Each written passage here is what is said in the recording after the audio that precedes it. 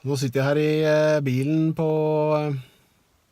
Ringkollen og venter på sønnen min er på bursdag. Så det er ikke han som har bursdag, men han er hos 3 kamerater som har bursdag sammen. Så jeg orker ikke å kjøre denne lange veien tilbake, fram og tilbake. Så for å få slått jeg litt tid, så tar jeg 10 spørsmål. Få på deg støvla, vi tråkker ned noe mark. Tenner opp et bål med noe ved og litt bark. Trasker i skaven, 1 dag, 2 dager. Bli med på tur, ja, bli med hans skogfar. Jeg ble tagget av MAFT UK. Det er en fantastisk kul fyr fra England. Godt voksen, heldigvis, sånn som jeg har blitt. Som jeg tror han er en gammel militærmann, men nå holder han tingene litt nede med å drive med karpefiske, har jeg sett han holdt på med. Han driver med litt jakt og henger i køye da. Så han har tagget meg for 10 spørsmål, så jeg skal prøve å svare så godt jeg kan. Så ja, vi får starte.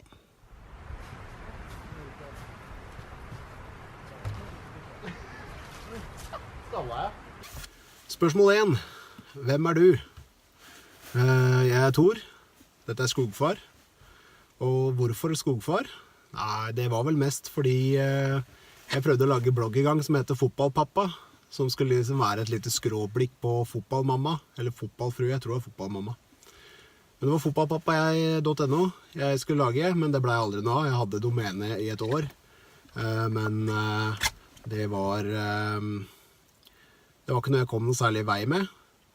Så jeg en film med Syntax 77, og han campet i hengekøy ute. Så hadde jeg sett så klart masse av Lars Monsen, så jeg så hvordan han filmet turer og sånn, og jeg synes det virket veldig interessant. Så hadde jeg veldig lyst å lære meg å redigere film og sånn. Så da endte opp med skogfar på grunn av fotballpappa. Da var det ute i skogen, og så er jeg far. Greia med skogfar er jo det å prøve å få folk som ikke har vært med på tur før, og som synes det virker veldig, veldig vanskelig, å få de med seg ut. Og grunnen til det var vel mest det at jeg begynte å gå noen turer, og så filmet jeg turene mine og la et bilde sånn på Facebook. Og da var det en del foreldre i fotballgjengen til sønnen min som kom bort til meg og sa at det har jeg sett at du har lagt ut noen filmer og sånn, og det ser skikkelig ordentlig ut, men det ser vanskelig ut også, det er vel ikke noe for meg. Og da har jeg alltid sagt til dem at det er ikke så vanskelig. Det går an å komme seg ut i skaven og gjøre det lett. Så det er det jeg prøver å få til da, få med meg flest mulig folk. Så det er det som er skogfars greie. Få med seg folk som ikke har vært ute i skaven før. Ta dem ut og vise de gledene da med å være i skaven. Slapp av.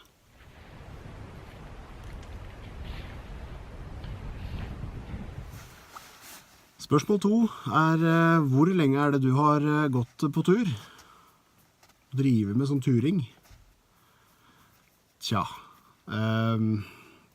begynte vel når jeg var liten gutt, og morfaren min tok med meg opp i skaven. Gikk tur rundt omkring der oppe, men det var ikke noe særlig sånne lange turer, altså det var lange gåturer, alt for lange for mine små bein. Men det var ikke noen overnattinger og sånn. Og så ble jeg vel speider som 10-åring.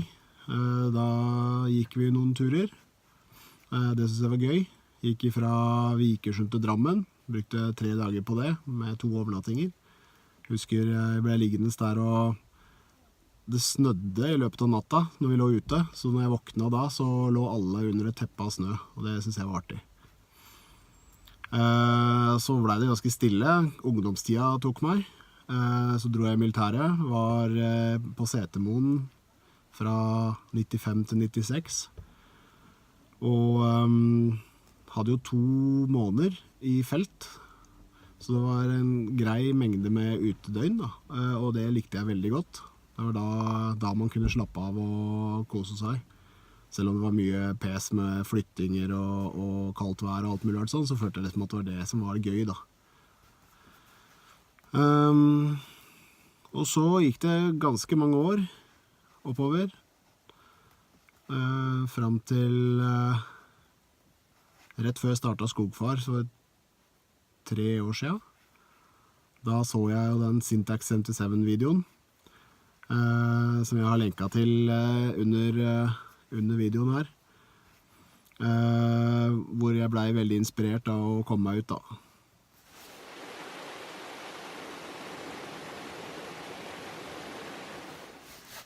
Spørsmål nummer 3. Går det tur med sekk? Ja, det det jeg gjør da. Jeg går turer med sekk. Jeg liker å komme meg ut og få et døgn eller 2 ute. Men det er ikke akkurat det der å gå som er det viktigste for meg. Det viktigste for meg er å være ute i skogen og slå leir og kose oss og grille litt og merke det at man kan overleve med å være i telt eller i køy og i leir da. Så ja, jeg går på tur med sekk, men jeg liker å holde det på et lavterskelnivå, så jeg går ikke fryktelig langt. Vi må kjøre et stykke dit vi skal, men så går vi kanskje toppen av 1 mil. Det er vel maks jeg har gått i sivile liv. Så ja, korte turer.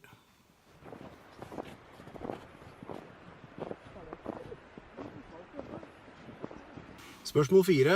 Hva er din favoritt-turmat?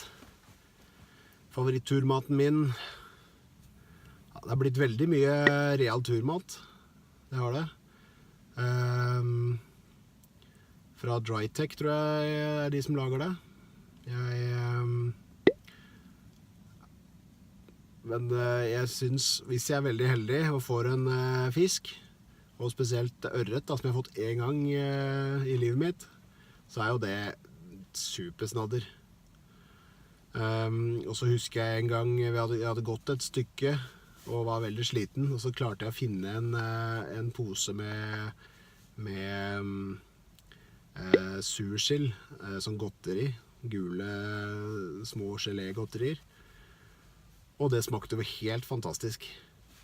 Så det er godt å få spist litt søtt, men ja, det går som regel i real turmat. Jeg har fått tak i en del snurring nå, så jeg er veldig klar for å spise det, men det er real turmat. Jeg kjøper sånne feltrasjoner. Da følger det med så mye rart i den pakka, så det er liksom et helt måltid. Det er kanskje mat for en halv dag eller noe sånt nå. Med en Drytech-pose, og det er energidrikker, og det er sjokolade, og det er kake, og det er alt mulig rart inni. Så det er vel min favoritt. Jeg synes det er litt julaften når jeg åpner en sånn. Spørsmål 5. Lengste distanse som jeg har dratt. Siden jeg holder det på et veldig lavt nivå da, så har jeg jo hatt turer på 900 meter. Jeg har hatt turer på 50 meter også. Så jeg prøver å holde det så kort som mulig, men noen ganger så føler jeg meg i ekstra god form, og så går jeg et stykke, og da tror jeg det er et par mil som har vært det lengste vi har gått. I militæret så ble det jo mye mer gåing da. Der vet jeg ikke hvor langt vi har gått. Der går man jo i flere døgn i strekk, så jeg vet ikke hvor langt det er. Den lengste turen jeg var på da, sånn med familien, var jo når jeg og Hege, samboeren min, og Marco, sønnen min, vi kjørte fra Hønefoss og til Bergen, og så fra Bergen og til Trondheim, og Trondheim til Bodø, og Bodø til Nordkapp, og så kjørte vi gjennom Sverige, Finland og Sverige på vei hjem igjen. Og det var en tur på 9 dager. Og da må jeg skryte fælt av sønnen min, fordi da kjørte vi sånn 10 timer i strekk. Jeg spurte han, er det slitsomt for deg å kjøre så langt? Så sa han bare, nei, dette her er et minne for livet, pappa. Det var en veldig, veldig fin tur. Når vi kom fram til Nordkapp, så var det så klart veldig stygg vær. Det blåste så mye at pyntelistene på bilen blåste av. Men turen var kjempefin.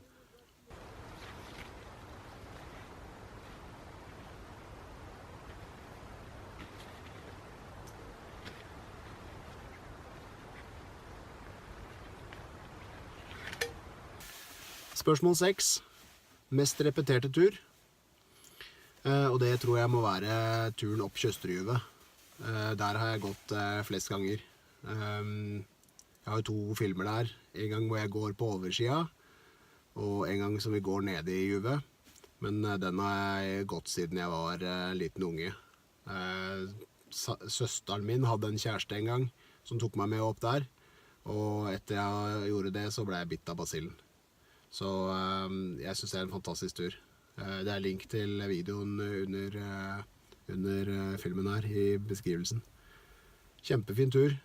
Ikke så veldig lang, den er jo nede i et juv da. Og juvet er vel kanskje 3 kilometer, men det er litt bratt, og det er store steiner og litt utfordring. Og så er det litt klatring og litt sånne ting, så det er en fin tur. Så den kan anbefales for de som ikke har testet det. Spørsmål 7.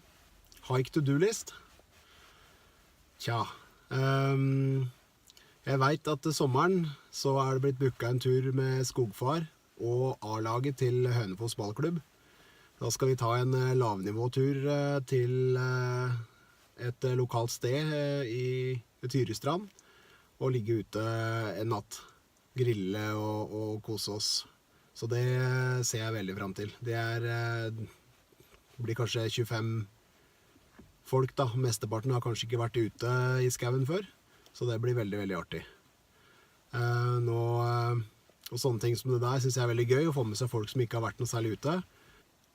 Det har allerede vært et par stykker fra den klubben som har snakket med meg og lurt på tips om utstyr og alt mulig rart sånn, og en har i hvert fall skaffet seg så å si alt utstyr og skal ha seg køye og har lyst til å køye ute da, og det synes jeg er veldig morsomt.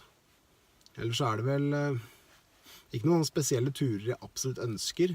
Jeg vet at jeg og Kjetil skal til Trillemarka igjen og ligge ute og forhåpentligvis få ordnet sånn at Kjetil får sin første ørret. Så det ser vi veldig frem til. Er det fine steder, men ikke så veldig langt å gå, så synes jeg det er supertopp. Jeg har veldig lyst til å gå fra Vikersund til Drammen igjen, gjennom Finnemarka, og bruke god tid på det. Det har jeg også veldig lyst til, når det er godt vær og sommer og sol. Det har vært veldig flott. Kanskje fått bada i et tjern eller et eller annet sånt noe. Det har vært veldig gøy. Spørsmål 8. Kart, kompass eller GPS? Vi går korte turer da, så kart og kompass og GPS er vel litt overkill, men jeg liker å ha kart og kompass. Jeg synes det er gøy å navigere med kart og kompass når jeg skal gå til steder jeg ikke er kjent. Men jeg går alltid med en sånn Garmin Phoenix-klokke som har GPS på seg. Og det jeg bruker GPS-en til da er at hvis jeg har gått meg litt bort og ikke vet helt hvor jeg er på kartet, så kan jeg bare slå på GPS-en på klokka og finne ut akkurat hvor jeg er på kartet. Og så kan jeg navigere videre med kart og kompass. Jeg synes det er gøy å studere kart og leite fram turer og steder å gå på og sånn. Og fordi det er jo lett å se på et kart om en tur er vanskelig eller ikke, med å se hvordan kvotene ligger og alt sånt. Jeg liker å ha alle 3. Jeg har alltid med meg GPS-en. Kart og kompass har jeg med meg når jeg skal på steder jeg ikke kjenner til, eller er lenger enn 900 meter fra bilen. Spørsmål 9. Hvem er det jeg går på tur med?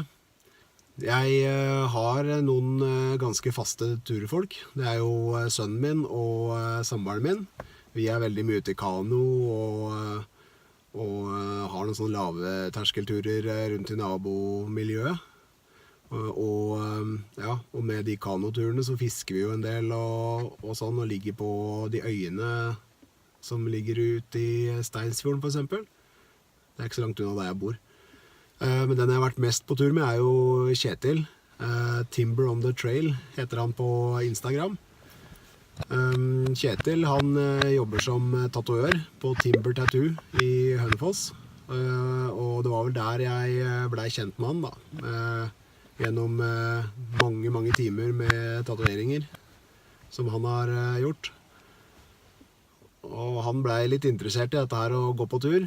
Og for å si det sånn, nå det han som the master, og jeg Padawan learner. Jeg apprenticen hans. Det han som vet alt om det kuleste utstyr og knutene og oppfyringsteknikker og alt mulig vært sånn. Så, og begge vi to har akkurat nok sosial angst, så vi liker å kunne være stille og sitte og slappe av og fiske og se i bålet og sånn, og ingen av oss føler at vi absolutt må prate hvis vi ikke har noe å si. Så han en veldig ålreit turkompis. Når jeg går på tur så liker jeg folk som rolige og avslappet og ikke trenger å finne på noe hele tiden. At det å bare ordne bålet og komme seg i leir viktig. Så det setter jeg veldig pris på. Og Kjetil, han en av de som helt fantastisk på det. Så jeg lærer masse av han hver gang. Siste spørsmål, spørsmål 10. 3 ting som jeg ser etter når jeg ute på tur. Det å få slappe av. Å komme seg ut i skauen og få slappe av litt av. Henge i køye, fyre bål, spise noe mat, lese en bok og sånne ting. En annen ting å føle at jeg kan overleve uansett vær. Så det ikke så viktig for meg at det solskinn og klart og sommer. Jeg kan være ute hele året rundt, og det gir meg veldig mye. Tredje tingen å må improvisere. Jeg glemmer alltid et eller annet utstyr eller noe hjemme, og da synes jeg det veldig greit å føle at jeg klarer å jobbe meg rundt det problemet med at den tingen mangler, og klare meg ut i skauen allikevel. Så da har vi kommet til tagging av 3 stykker. Og den første jeg har lyst til å tagge, det en ganske ny YouTuber som jeg ler meg fillet av hver gang jeg ser filmene til. Jeg digger dialekten hans og hans tilnærming til det å ture. Virker ganske likt min tilnærming. At det her skal egentlig bare mest være gøy og bare dra ut på tur for å ha det gøy. Og det Ut i naturskogen. Fantastisk morsom kanal, så nå har du tagget. Jeg advarte deg om dette her veldig lenge siden, men nå kom taggen. Så kos deg med den. Den andre jeg skal tagge, det Woodsman. Han en norsk YouTuber, veldig fin kanal, så han skal få lov til å svare på spørsmål. Og den tredje som blir tagget, det han som inspirerte meg til å begynne å ture igjen. Så han skylder jeg en stor takk, og det Syntax77.